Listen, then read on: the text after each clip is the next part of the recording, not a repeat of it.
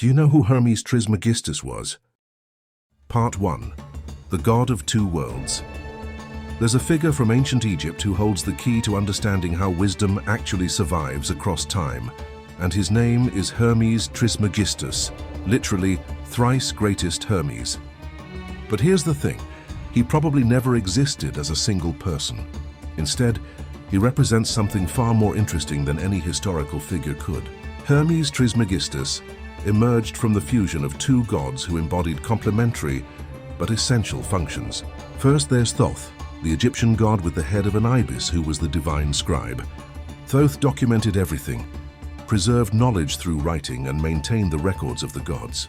He was the ultimate boundary maker, creating permanent structures to contain wisdom. Then there's Hermes, the Greek messenger god with winged sandals, who carried communications between the divine and human realms. Hermes was the boundary crosser, the translator, the one who could move between worlds and make meaning flow from one context to another. When Greek and Egyptian cultures met in Alexandria, these two gods naturally merged. But this wasn't just religious syncretism, it was the birth of an entirely new archetype. Hermes Trismegistus represented something unprecedented, a divine figure whose essence was both preservation and transformation. Think about what this means. Most religious traditions struggle with the tension between maintaining orthodoxy and adapting to new circumstances. Conservative forces want to preserve truth unchanged. Progressive forces want truth to evolve. But Hermes Trismegistus embodies the principle that these aren't opposites. They're two halves of how wisdom actually works. You need boundary making to create something worth preserving. You need boundary crossing to keep it alive across different contexts. Documentation without translation becomes dead letter. Translation without documentation becomes chaos. But when you combine them, you get something remarkable. Wisdom that preserves itself by constantly transforming. This fusion created the perfect author for texts that would need to survive across 15 centuries of cultural upheaval. Not because Hermes Trismegistus was a wise historical teacher, but because he represented the principle that real wisdom isn't a fixed thing you can just copy from one generation to the next. The name itself tells the story. Trismegistus means thrice great, but greatness in what? In being simultaneously the keeper of records, the messenger between worlds, and the synthesis of both. The god who ensures wisdom lives precisely by never letting it ossify.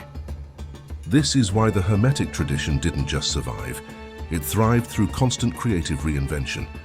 Part 2. Survival through creative betrayal. Here's where the story gets fascinating. The texts attributed to Hermes Trismegistus, the Emerald Tablet, the Corpus Hermeticum, and dozens of other works, survived for over 15 centuries, not through careful preservation, but through what we might call creative betrayal. Let me give you a specific example. In 1460, the ruler of Florence, Cosimo de' Medici, acquired several Hermetic manuscripts that had been discovered in the Byzantine Empire. He immediately gave them to Marsilio Ficino, who was already working on translating the complete works of Plato, arguably the most important philosophical project of the Renaissance. And you know what Ficino did? He stopped translating Plato and immediately switched to the Hermetic texts. Think about that for a moment. Here's a scholar interrupting the translation of arguably the greatest philosopher in Western history, because these mysterious Egyptian Greek texts felt more urgent, more alive. But here's the thing. Those texts Ficino received had already been through multiple layers of creative transformation. The original Hermetic writings, composed in Greek around the 2nd and 3rd centuries CE, had been translated into Arabic by Islamic scholars who filtered them through their own philosophical frameworks. Then Byzantine Christian scholars had improved them to make them more compatible with Christian theology, systematically editing out elements that seemed too pagan or magical. By the time they reached Ficino, these weren't pure Hermetic texts. They were hybrid creations that had been squeezed through at least 3 different cultural narrow windows. Each translation had been an act of creative betrayal. The Arabic versions gained Islamic Neoplatonic concepts, but lost some of the original Egyptian magical elements. The Byzantine versions gained Christian compatibility, but lost Islamic insights.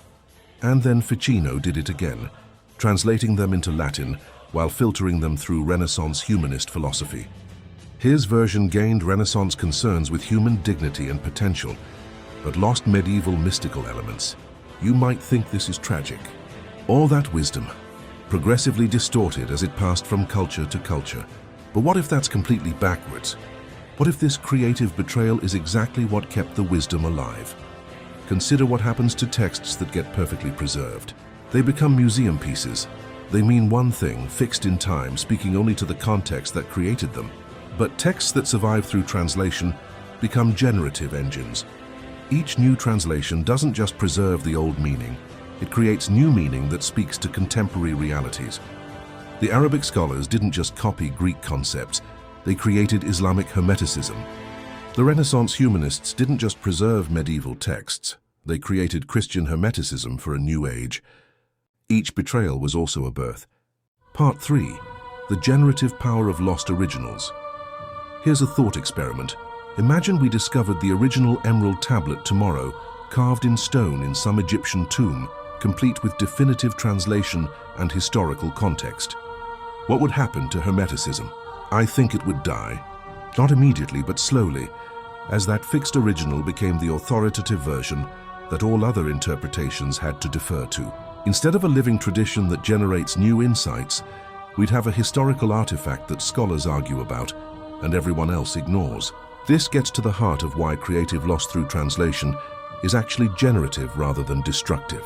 When you have to squeeze a concept through the narrow window of a different language, culture, or historical moment, you can't just copy it, you have to rebuild it using the materials available in your context.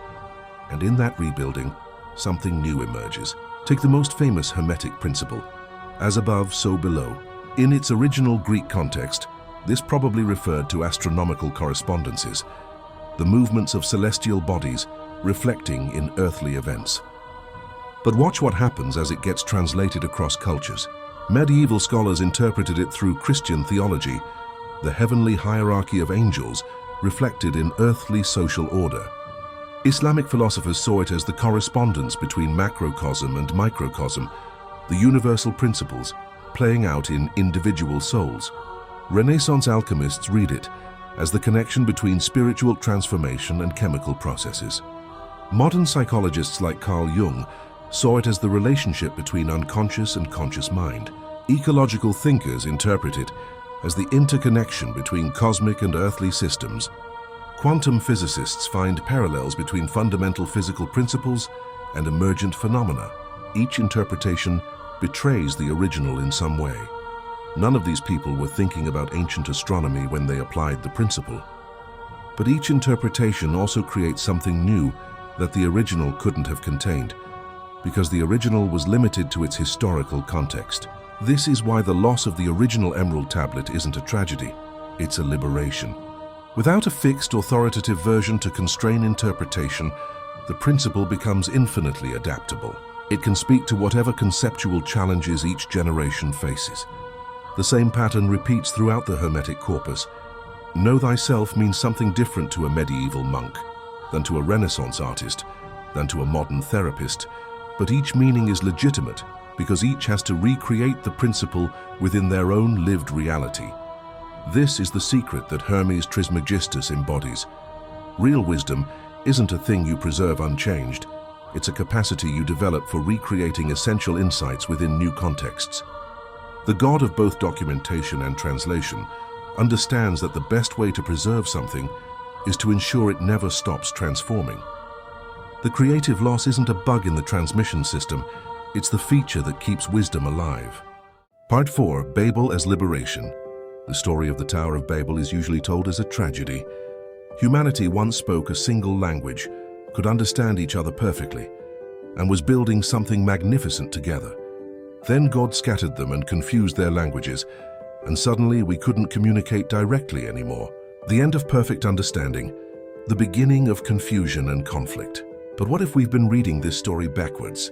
What if Babel wasn't humanity's punishment, but our liberation into creativity? Think about what perfect communication actually means. If I could transfer my thoughts directly to your mind without any need for translation, what would happen? You'd receive exactly what I intended. Nothing more, nothing less. No creative interpretation, no unexpected connections, no new insights emerging from the gap between what I meant and what you understood. Perfect communication would be perfect sterility. The moment we lost the ability to simply copy meaning from one mind to another, we gained something far more valuable, the necessity of creative translation.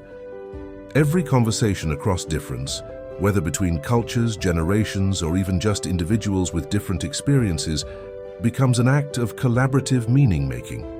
When I try to explain a concept to you, I can't just download it directly. I have to find metaphors, analogies, examples that might resonate with your experience. You can't just receive my meaning passively. You have to actively reconstruct it, using your own conceptual materials. And in that reconstruction, something new often emerges that neither of us would have thought of alone. This is exactly what happened with the Hermetic tradition. The confusion of languages forced each generation of translators to actively recreate the wisdom rather than passively copying it. Arabic scholars had to figure out how Hermetic principles worked within Islamic philosophy. Renaissance humanists had to rebuild Hermetic insights using Christian theology and humanist values. Each translation was forced to answer the question, what would this wisdom look like if it had emerged from our culture, speaking to our concerns, using our conceptual tools? And in answering that question, they didn't just preserve ancient wisdom, they generated new wisdom. The narrow window of translation becomes the creative constraint that forces innovation. When you can't say exactly what you mean, you have to find new ways to mean what you're trying to say. When ancient concepts don't quite fit modern frameworks, you have to create hybrid understandings that work for both. This is why Hermes Trismegistus is such a perfect figure for this tradition. As the god of both documentation and translation, he embodies the principle that preservation requires transformation. The boundary maker creates something worth keeping. The boundary crosser ensures it stays alive by constantly adapting. Babel didn't end human collaboration. It made true collaboration possible. Instead of one mind imposing its understanding on others, we got the creative friction of minds working together to build meaning across difference. The confusion of languages wasn't the end of the universal. It was the beginning of the truly universal, the kind of wisdom that can speak to anyone precisely because it has learned to speak through everyone. Part 5. Ancient Wisdom for Modern Minds. So what does all this mean for how we approach ancient wisdom today? If the Hermetic tradition survived and thrived precisely because it kept transforming, what should we do with the thousands of other wisdom traditions that claim to offer timeless truths? First, let's be honest about what we're really doing when we study ancient teachings. We're not archaeologists carefully reconstructing what people really meant 2,000 years ago. We are translators, actively recreating ancient insights within modern contexts. And that's not a limitation, it's the whole point. When a modern person reads the Tao Te Ching, they're not accessing Lao Tzu's original intentions. They're creating a contemporary version of Taoist wisdom that speaks to current realities using current concepts. When someone applies Buddhist mindfulness to manage anxiety, they're not practicing ancient meditation. They're generating a new hybrid of contemplative practice and psychological insight. This creative translation is happening whether we acknowledge it or not. The question is whether we do it consciously and honestly, or whether we pretend we're just discovering what was always there. The Hermetic model suggests we should embrace the creative aspect rather than hiding from it. Instead of claiming we found the true meaning of ancient texts, we should acknowledge that we're participating in an ongoing conversation across time. We're the latest translators in a chain that stretches back centuries, and our job isn't to end that chain, but to extend it. This has profound implications for how we think about spiritual and philosophical authority. Instead of basing legitimacy on how closely you follow some original teaching, legitimacy comes from how well you can creatively translate essential insights for contemporary needs. A modern teacher isn't more legitimate because they practice pure Buddhism or authentic yoga. They're legitimate to the extent that they can help ancient insights speak meaningfully to modern challenges. The creative adaptation isn't corruption, it's continuation. This also changes how we think about cultural appropriation versus cultural appreciation. The problem isn't borrowing from other traditions. That creative cross-pollination is how wisdom stays alive. The problem is borrowing without acknowledging the translation work involved, or claiming your adaptation is somehow more authentic than the living tradition you borrowed from. The Hermetic principle suggests that the best way to honor ancient wisdom is to ensure it keeps evolving. Preservation through transformation, not preservation through ossification. Finally, this offers a different way to think about truth itself. Instead of truth being something fixed that we discover, truth becomes something creative that we generate through the ongoing conversation between ancient insights and contemporary needs. Hermes Trismegistus, the god of both documentation and translation, shows us that the deepest truths aren't the ones that never change. They're the ones worthy of endless reinvention. The wisdom that has shaped human consciousness for thousands of years isn't wisdom because it stayed the same, but because it proved capable of speaking to every generation in their own language while maintaining its essential transformative power. Ancient wisdom for modern minds isn't about going backwards. It's about carrying the conversation forward. Thank you for watching. Please like and subscribe for more. Share to help the channel grow.